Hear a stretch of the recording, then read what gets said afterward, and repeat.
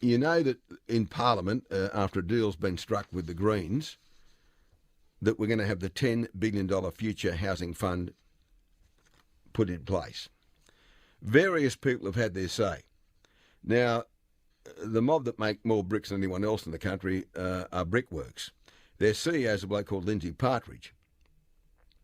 Now, he said today, or yesterday, and it's reported today, the largest brickmaker has warned a severe shortage of key tradies such as bricklayers and plumbers, as well as a slothful pace of land and home approvals will act as a sizable roadblock to the Albanese government's hope for building 30,000 rental homes in the next 5 years.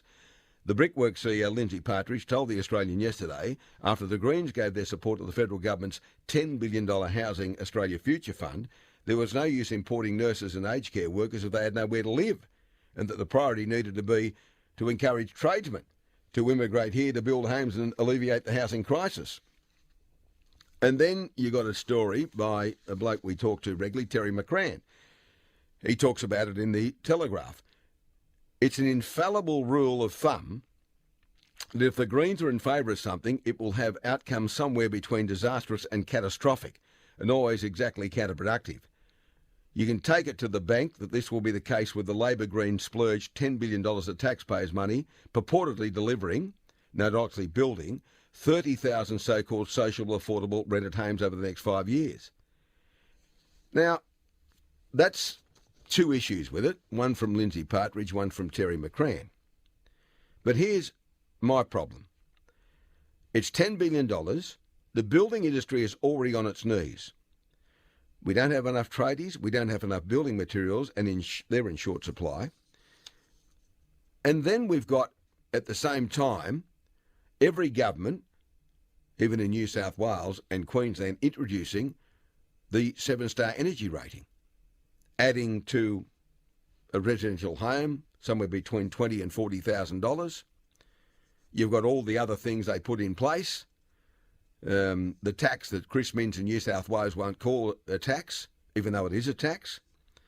And so and then you've got the added increase of what it costs to build now. The bricks have gone up, the roofing material's gone up, the trusses have gone up, the steel frames have gone up, the plumbing internals have gone up. So we've got tradies and building materials in short supply. And my concern is this thing has a tinge of the building the education revolution. Now, for those of you old enough to remember, let me remind you what happened there. They decided they were going to spend billions of dollars on schools during the global financial crisis. Billions of dollars on schools to kickstart the economy.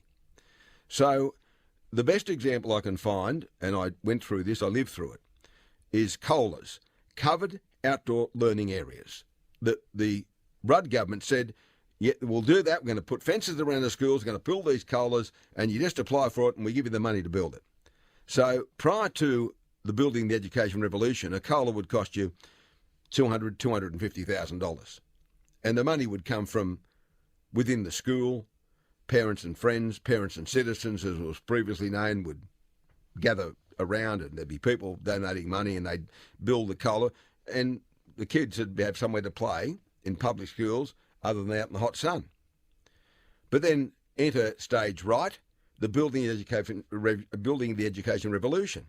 So we have a level 1, tier 1 contractor. We have a tier 2 contractor, have a tier 3 contractor. And what does the COLA end up costing? It goes from $250,000 to $1.5 million for the same bloody thing. Because we have all these levels. Now, it's all about how it gets implemented. That's what it's all about, how it gets implemented. Do they learn any lessons from the Rudd failures of the building the education revolution, where the costs were 4 and 5 and 6-fold? Or are we going to do the same thing? Are we going to have a tier 1 contractor to lead the charge to build the homes, a tier 2 to take orders from the tier 1, a tier 3, a tier 4, a tier 5, and the ones that miss out are the tradies at the bottom end? They get paid the same, but everyone else gets a big drink out of it. And there's no, it's a bit like the yes and no vote here, the voice. Yeah, 10 billion. How's it going to be done? Don't know.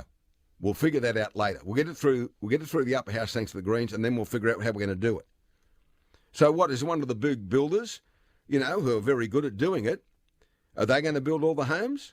Or is it going to be split up between all the big builders and then they'll have a overarching structure, then there'll be one under it and one under it and one under, and then at the bottom will be the plumbers and the electricians and the brickies and the roofing contractors, the excavators.